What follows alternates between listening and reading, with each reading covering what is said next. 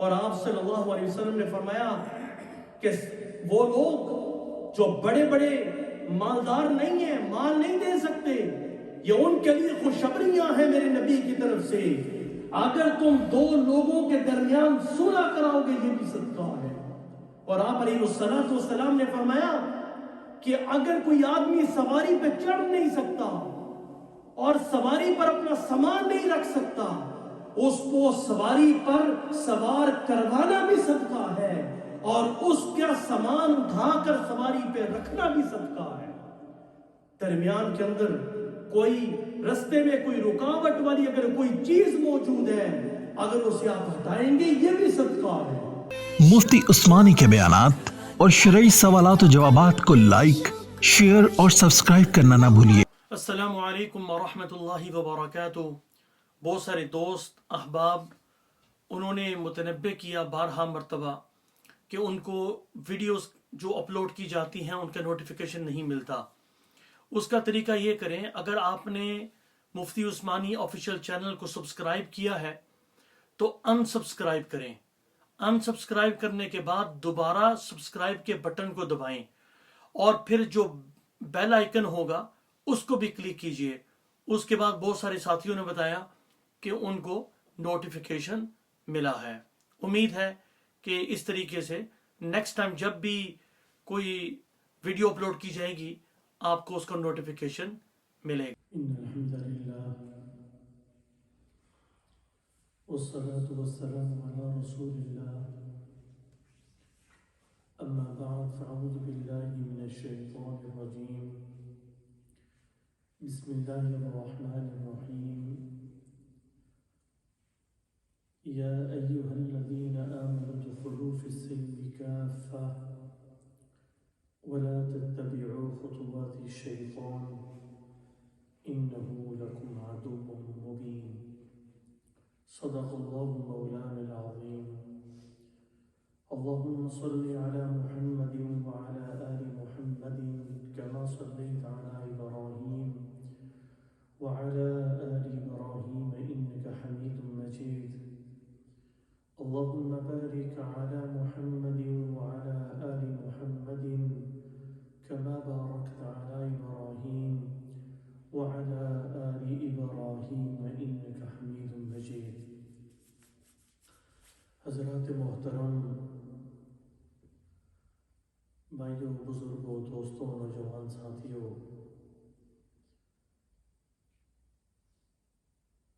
آج کے دور میں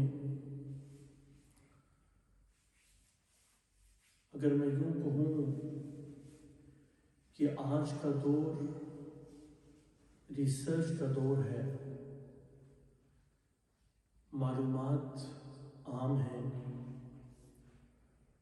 اگر کوئی آدمی کسی چیز سے متعلق کوئی ریسرچ کرنا چاہے یا کوئی معلومات حاصل کرنا چاہے تو انٹرنیٹ کے ذریعے اسے معلومات مل سکتی ہے۔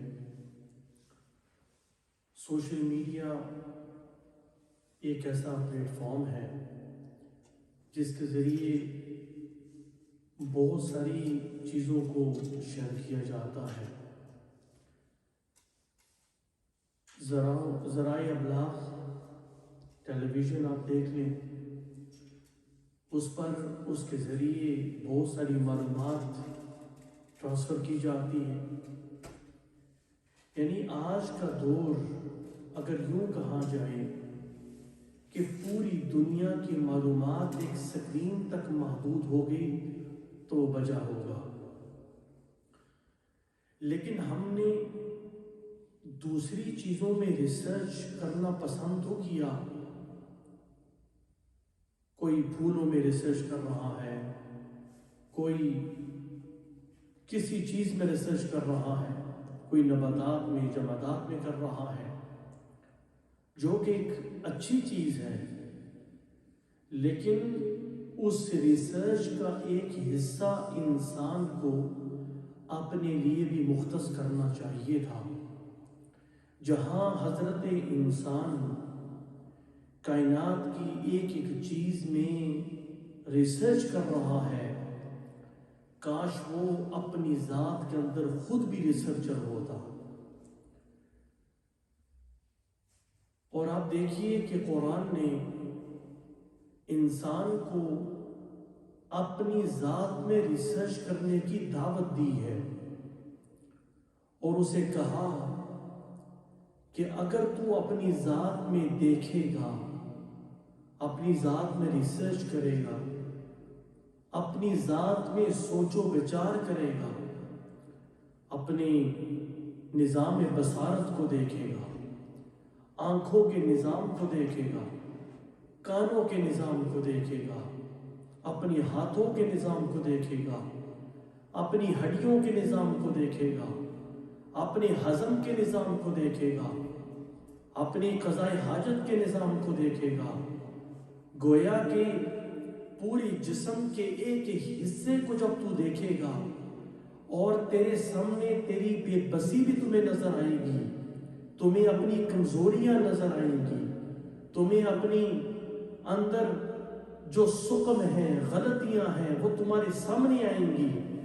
جب یہ تمام چیزیں تیرے سامنے آئیں گی تو تیرا ضمیر اس کے خالق کی طرف جائے گا، تیرا ضمیر لوٹے گا اس کے بنانے والے کی طرف۔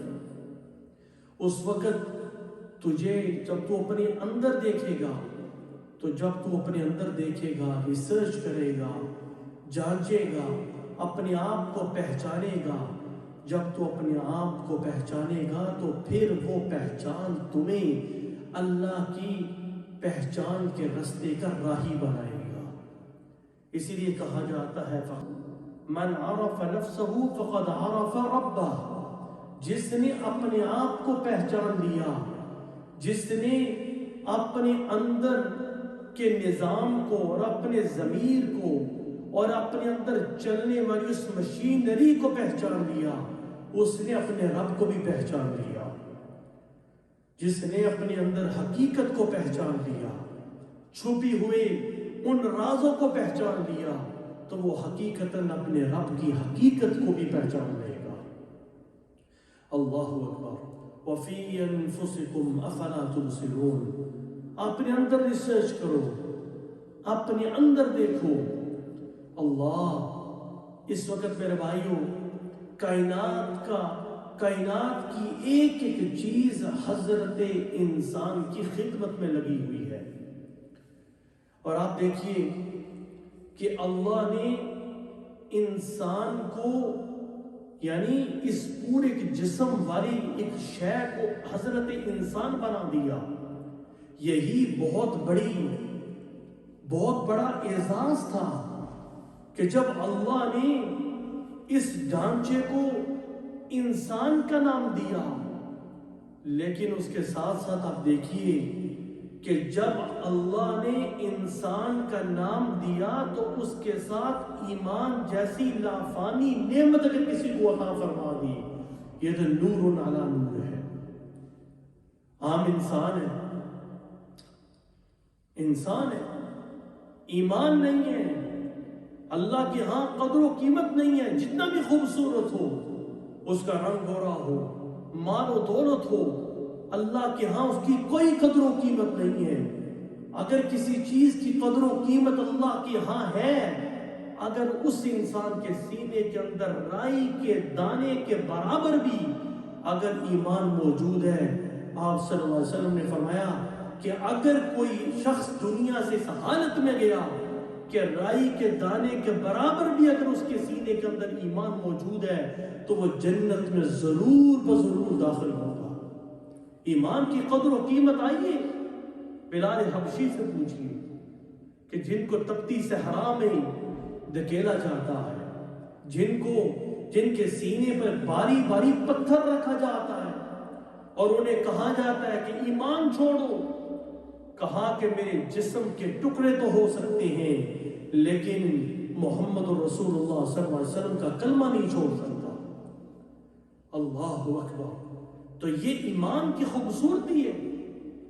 اللہ نے وَلَقَدْ كَرَّمْنَا بَنِي آدم، اللہ نے فرمایا کہ ہم نے بنی آدم کو عزتوں سے رفتوں سے نوازا، یہ حضرت انسان اتنا اعلیٰ اور عرفہ ایمان کے ساتھ ہو جاتا ہے کہ فرمایا کہ اللہ نے کہ اگر اس کے اندر ایمان ہے تو یہ بلند درجے والا مسلمان ہے، بلند درجے والا انسان ہے، لیکن اگر اس کے اندر ایمان نہیں ہے، یہ کفر کے صحرا میں بھٹک رہا ہے، تو پھر اولئک کالانعام بل ہم اضل، یہ جانوروں کی طرح بلکہ جانوروں سے بھی بدتر ہو جاتا ہے تو انسان دو پاؤں پہ چلنے والا، انسانوں کی طرح چلنے پھرنے والا، گفتگو کرنے والا، لیکن جب ایمان اس کے اندر نہیں ہے، اس نے محمد رسول اللہ صلی اللہ علیہ وسلم کا ایمان اور کلمہ نہیں پڑھا،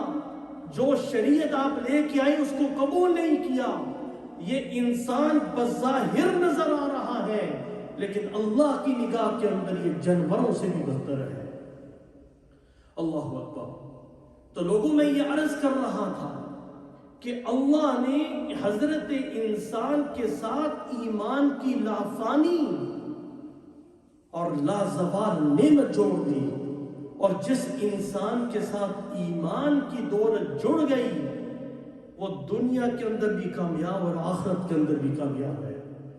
اللہ اکبر۔ بات یہ عرض کر رہا تھا کہ کائنات کی ایک ایک چیز حضرت انسان کی خدمت میں لگی ہوئی ہے۔ آپ سورج کے نظام کو دیکھیں، سورج کی کرنیں زمین کو تیار کر رہی ہیں، فصلیں تیار ہو رہی ہیں، یہ زمین کا دسترخوان اپنا کھانا اگر رہا ہے، زمین حضرت انسان کے لیے اپنے خزانے اگر رہی ہے۔ آپ درختوں کے نظام کو دیکھیں، سفر کے نظام کو دیکھیں، سڑکیں آپ کو منزل تک پہنچا رہی ہیں، سڑکوں کے سائیڈوں پہ، ان کے اطراف پہ اللہ نے درخت لگا دیے جو سایہ کیے ہوئے ہیں، جنگلوں کے اندر اللہ نے درخت بنا دیے، صحرا میں آپ دیکھ لیجئے کیا نظام ہے، بارش کا نظام دیکھ لیجئے۔ آپ نے دیکھا کہ موم بتی تک جو اپنے آپ کو جلاتی ہے، جلا کر حضرت انسان کو فائدہ پہنچا رہی ہے۔ یہ ساری نعمتیں جو حضرت انسان کی خدمت میں لگی ہوئی ہیں، یہ ہمیں اس چیز کی طرف دعوت دے رہی ہیں کہ اگر اللہ نے کائنات کے ذرے ذرے کو تمہاری خدمت کے لیے قبول کر لیا ہے تو پھر تم بھی سوچو، تمہاری ذات بھی دوسرے انسانوں کے لیے نفع مند ہونی چاہیے، تمہاری ذات بھی دوسرے انسانوں کے لیے فائدہ مند ہونی چاہیے۔ جب انسان کے ساتھ ایمان کی شمع روشن ہوتی ہے تو اس کے ساتھ جب وہ کمیونٹی کے لیے، لوگوں کے لیے جب وہ فائدہ مند ہوتا ہے اور ان کو فائدہ پہنچاتا ہے تو اس سے ہوتا یہ ہے کہ اللہ اس کے رسول صلی اللہ علیہ وسلم اس سے خوش ہوتے ہیں۔ اللہ اکبر۔ میرے بھائیوں، ہم ایک ایسے نبی کی امتی ہیں جس نے اپنی پوری زندگی انسانیت کی ہدایت کی طرف لگا دی، لوگوں کو ہدایت کی طرف بلانے کی طرف آپ نے اپنی پوری ایفرٹ رکھی اور اپنی پوری زندگی انسانیت کی خدمت کے لیے آپ نے وقف کی۔ رسول اللہ صلی اللہ علیہ وسلم کے کتنے ایسے واقعات ہیں، اتنا وقت نہیں ہے کہ ان تمام واقعات کو بیان کیا جائے، لیکن آپ دیکھیے ایک جھلک آپ کو چھوٹی سی پیش کرتا ہوں کہ آپ صلی اللہ علیہ وسلم کی ذات کا نفع بخش ہونا اس چیز سے بھی عیاں ہوتا ہے۔ اگر کوئی کمتر باندی آپ صلی اللہ علیہ وسلم کو یہ بتاتی اور یوں کہتی کہ اے اللہ کے رسول صلی اللہ علیہ وسلم آپ نے میرا یہ کام کرنا ہے، تو آپ صلی اللہ علیہ وسلم نہ نہیں کیا کرتے تھے، بلکہ اس باندی کے پیچھے چلتے اور کہتے جب تک میں تیرا کام مکمل نہیں کروں گا میں واپس نہیں لوٹوں گا۔ اللہ اکبر۔ یہ خدمت خلق کا جذبہ تھا اور فائدہ۔ اور دیکھیے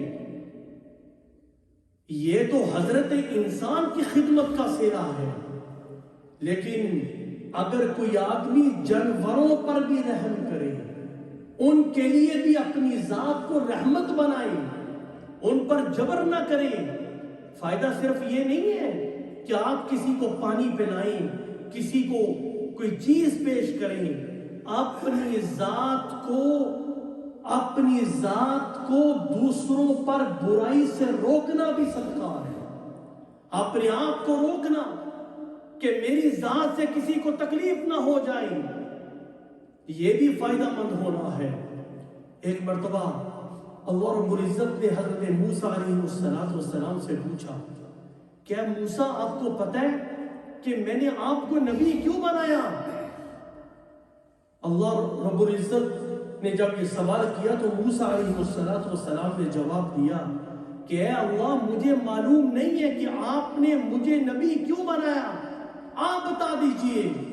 تو اللہ کے رسول صلی اللہ علیہ وسلم نے فرمایا کہ اے موسیٰ، ایک مرتبہ آپ بکریوں کو چرا رہے تھے، ایک بکری نے آپ کو اتنا تنگ کیا، کبھی دائیں کبھی بائیں، کبھی آگے کبھی پیچھے، آپ اس کے پیچھے بھاگتے رہے، کافی دیر آپ اس بکری کو پکڑنے کے جتن کرتے رہے، آخر پہ آپ نے اس بکری کو پکڑ لیا، اور جب آپ نے اسے پکڑا تو محبت سے اس کے جسم پہ ہاتھ پھیر کر یوں کہا، اے بکری، خود بھی تھکی، مجھے بھی تھکایا، تمہیں کیا فائدہ ملا؟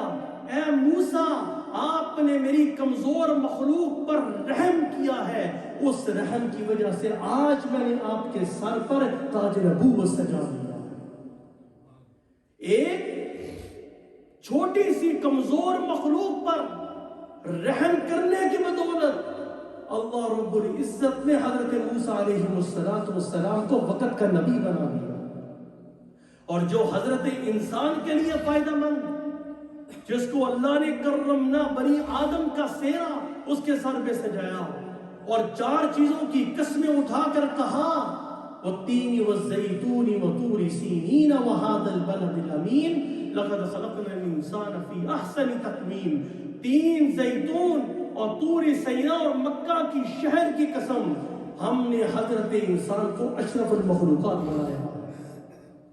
اللہ رسول اللہ صلی اللہ علیہ وسلم نے فرمایا کہ اگر کوئی آدمی، اگر کوئی شخص کسی مسلمان یا کسی انسان کی حاجت کو پورا کرنے کے لیے چلتا ہے اور دوڑ دھوپ کرتا ہے، جتن کرتا ہے، کوشش کرتا ہے، اس لیے کوشش کرتا ہے کہ میں اس انسان کو خوش کروں، اس کے دل کو خوش کروں، اللہ کے رسول صلی اللہ علیہ وسلم نے فرمایا کہ جس نے مومن کے دل کو خوش کیا، اس نے میں محمد رسول اللہ صلی اللہ علیہ وسلم کو خوش کیا، جس نے مجھے خوش کیا اس نے اللہ رب العالمین کو خوش کیا، اور جس نے اللہ رب العالمین کو خوش کیا اللہ اسے جنت کے اندر داخل فرما دیں گے۔ اور دوسری روایت کے اندر رسول اللہ صلی اللہ علیہ وسلم نے فرمایا، حضرت ابو ہریرہ روایت کرتے ہیں کہ اللہ کے رسول صلی اللہ علیہ وسلم نے فرمایا کہ میں نے جنت کے اندر ایک شخص کو دیکھا، میں نے جنت کے اندر ایک شخص کو دیکھا جو عیش و عشرت اور نعمتوں کے اندر ڈوبا ہوا ہے، اور ان نعمتوں میں وہ کروٹیں بدل رہا ہے۔ ہم نے سوچا ممکن ہے کہ یہ بہت بڑا نمازی ہو، ہم نے سوچا ممکن ہے کہ یہ بہت بڑا اعمال کرنے والا ہو، یہ بہت بڑا عالم ہو، بہت بڑا محدث ہو، بہت بڑا فقیہ ہو۔ تو اللہ کے رسول صلی اللہ علیہ وسلم سے پوچھا گیا، اے اللہ کے رسول، کس عمل نے اسے جنت کے نعمتوں کے اندر کروٹیں بدلنے پر مجبور کیا، اسے جنت کی نعمتیں کس عمل کی پاداش میں ملی؟ تو اللہ کے رسول صلی اللہ علیہ وسلم نے فرمایا کہ رستے کے اندر ایک درخت تھا جو لوگوں کو اذیت پہنچایا کرتا تھا، اس نے رستے سے رکاوٹ دور کی، اس رکاوٹ دور کرنے کی وجہ سے اللہ رب العزت نے اسے جنت کی نعمتوں سے مالا مال فرما دیا۔ اس نعمت پر کہ وہ چھوٹی سی ایک چیز تھی کہ جو رستے کے اندر رکاوٹ تھی اسے دور کرنے پر اللہ نے اسے جنت کی نعمتوں سے نواز دیا. اللہ اکبر. تو اسلام کا مزاج یہ ہے کہ ہم جس طرح سے ہو دوسروں کے لیے فائدہ مند ہو. ایک مرتبہ رسول اللہ صلی اللہ علیہ وسلم نے فرمایا کہ مسلمان کو چاہیے کہ وہ صدقہ کرے، اور جس محفل میں آپ نے یہ بات بیان فرمائی اس میں غریب اکثر صحابہ بیٹھے تھے. انہوں نے عرض کیا کہ اللہ کے رسول صلی اللہ علیہ وسلم، سوال سے پہلے انہوں نے اپنے جسموں کو دیکھا، اپنی حالتیں دیکھی، ہم کس طرح صدقہ کریں، ہم تو خود صدقہ لینے والے ہیں. تو اللہ کے رسول صلی اللہ علیہ وسلم سے سوال کیا کہ اللہ کے رسول صلی اللہ علیہ وسلم اگر کوئی صدقہ نہ کر سکے، آپ نے فرمایا کہ اپنے ہاتھ کی مزدوری کرو، اپنے ہاتھ سے کماؤ، اپنے آپ کو فائدہ پہنچاؤ، دوسروں کے لیے فائدہ مند بنو. اے اللہ کے رسول، اس محفل کے اندر کچھ بوڑھے بھی تھے، ضعیف تھے، ناتواں تھے، کمزور لوگ تھے. اے اللہ کے رسول صلی اللہ علیہ وسلم، اگر ہم یہ بھی نہ کر سکیں، آپ نے فرمایا کوئی مظلوم تمہارے دروازے پہ آئے اس کی مدد کرو.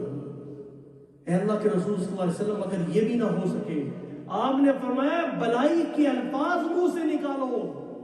اے اللہ کے رسول صلی اللہ علیہ وسلم، اگر بلائی کے الفاظ بھی منہ سے نہ نکلیں، تو آپ صلی اللہ علیہ وسلم نے فرمایا اگر بلائی کے الفاظ تمہاری اور خیر کے لفظ تمہارے منہ سے نہ نکلیں تو پھر کم از کم اپنے آپ کو برائی سے روک لو.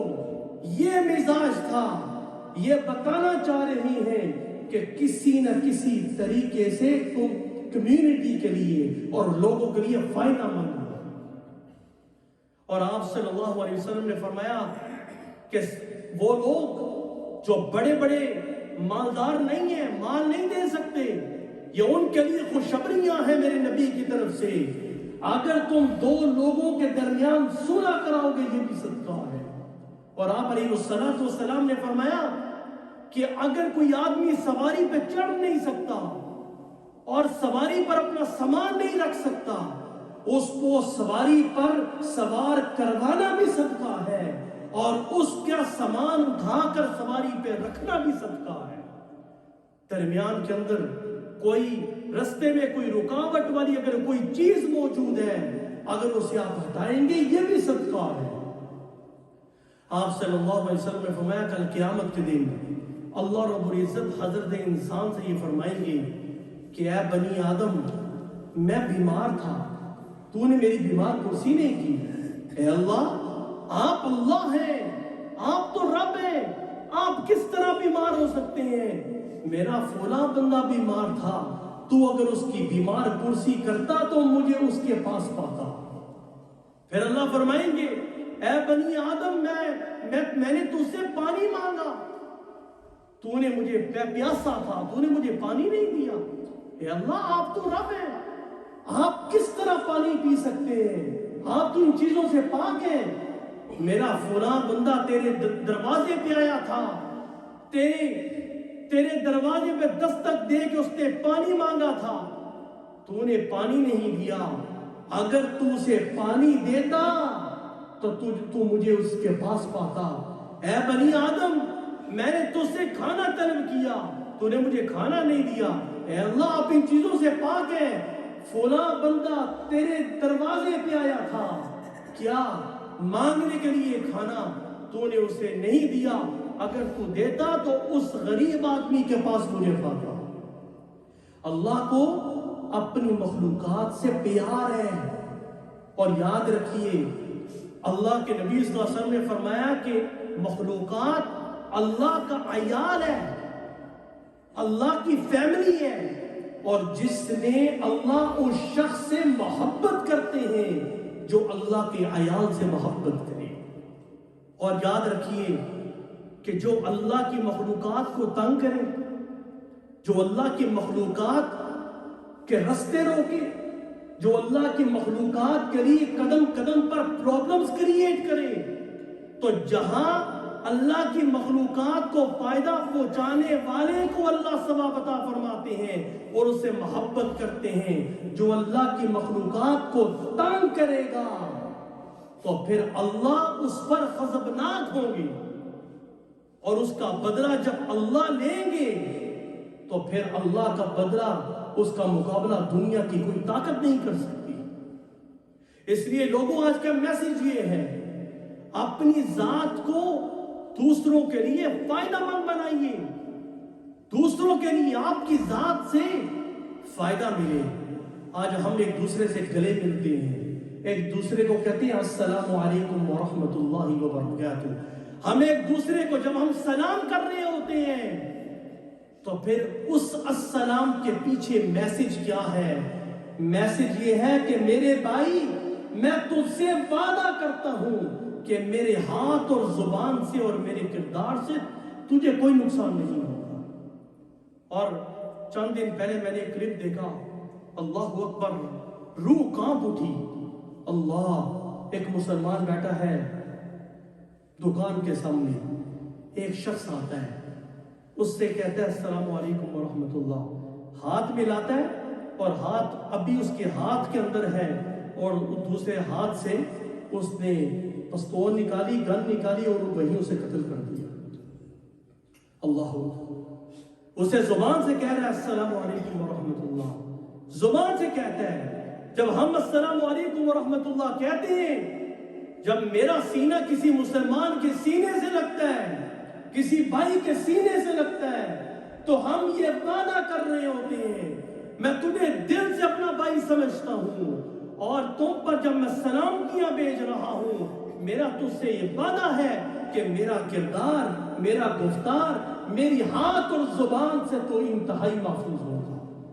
لیکن یہ میرے اور آپ کے لیے ایک میسج ہے, کیا ہمارے ہاتھوں سے اور پاؤں سے اور جسم کے دوسرے اعضاء سے اور بالخصوص زبان سے نکلنے والی, زبان کی نوک سے نکلنے والی الفاظ سے کیا ہمارے دل محفوظ ہیں؟ کیا دوسرے لوگوں کی دل محفوظ ہے؟ آج ہمارے سینے چھلنی ہو گئے, کیوں کہ زبان کی تلوار کی نوک نے ہمارے دلوں کو زخمی کر دیا ہے. ہم مسجدوں کے اندر داخل ہوتے ہیں, ہمارے انداز سے دوسروں کو تکلیف ہوتی ہے. میں کئی بار مرتبہ یہ بات کہہ چکا ہوں اور لوگ ناراض ہوتے ہیں اس بات پہ, کہتے ہیں جی کہ آپ جوتوں کے بارے میں ہمیں کہتے ہیں, یہ کوئی ٹاپک ہے؟ یہ کو بتانے کی ضرورت ہے کہ جوتے کیسے رکھنے ہیں؟ بھائی, شریعت نبی کریم صلی اللہ علیہ وسلم کی ہے, اللہ کی اتاری ہوئی شریعت ہے. اگر جوتوں کی کوئی اہمیت نہ ہوتی تو آپ صلی اللہ علیہ وسلم نے جوتے پہننے کا طریقہ کیوں بیان کیا؟ جوتے اتارنے کا طریقہ کیوں بیان کیا؟ آپ صلی اللہ علیہ وسلم نے فرمایا جب جوتے اتارو تو بایاں جو لیفٹ آپ کا شوز ہے وہ اتارو, پھر جو رائٹ ہے اس کو اتارو, جب پہنو تو رائٹ پہنو اور پھر لیفٹ پہنو, اور مسجد میں جب تم نے داخل ہونا اپنا قدم تم نے دایاں رکھنا ہے. مسجدوں کے اندر ہم جاتے ہیں اور آپ نے یہ سائنس جو لگے ہوئے ہیں کئی مسجدوں کے اندر, ہر مسجدوں کے اندر لگے ہوئے ہیں, ہم ان کو فالو نہیں کرتے اور کبھی ہم نے سوچا نہیں ہے کہ میری ایک سیکنڈ کی غلطی مسجد کی غلاظت کا ذریعہ بن سکتی ہے, میری ایک چھوٹی سی غلطی مسجد کو گندا کر سکتی ہے. ایک مسلمان کا فریضہ تو یہ ہے کہ وہ مسجد کو صاف کرے. کائنات کے نبی صلی اللہ علیہ وسلم نے مسجد کے اندر جھاڑو دیا ہے اور آپ صلی اللہ علیہ وسلم نے فرمایا کہ ایک ذرہ جو اپنی مسجد سے اٹھائے گا اس پر اس کو ایک نیکی ملے گی, اس کو ایک نیکی ملے گی. اور افسوس کی بات تو یہ ہوتی ہے, یہ میں اپنا معافی ضمیر بیان کر رہا ہوں, یہ تربیت کی باتیں ہیں کہ کاش یہ میرے دل کے اندر بھی اتر جائیں اور آپ کے دل کے اندر بھی اتر جائیں. ہم اپنی مسجدوں, اپنے گھروں کو کتنا صاف رکھتے ہیں, لیکن مسجدوں کے اندر ہم آتے ہیں, ہم اتنا گوارا نہیں کرتے, ہم جھک کے اپنے جوتے اتار کر اسے جو ہے وہ ریک پہ رکھتے ہیں. سامنے لکھا ہوتا ہے کہ یہ سائن لگا کہ یہاں ٹائلز پہ آپ نے جوتے نہیں لانے, لیکن ہم نے ایسے لوگوں کو دیکھا ہے جو کیچڑ سے بڑے ہوئے جوتے اندر لے آتے ہیں. جو دوسرے لوگ ہیں جب وہ اندر آئیں گے وہ کیچڑ آئے گا اور وہ مسجد میں آئے گا. یہ گھر کس کا ہے؟ اللہ کا گھر ہے. لوگوں اپنی ذات کو دوسروں کے لیے فائدہ مند بنائیے. کوشش کیجئے کہ آپ کے ہاتھ سے، آپ کی زبان سے، آپ کے کردار سے، آپ کے انداز سے کسی کو نقصان نہ ہو. کیا پتا جب آپ اپنے انداز سے دوسروں کو محفوظ کریں گے تو کیا پتا کہ اللہ رب العزت آخرت کے اندر آپ کو بہت بڑے درجات سے نوازے گا. اللہ رب العزت سے دعا ہے کہ اللہ ہم سب کو عمل کرنے کی توفیق عنایت فرمائے.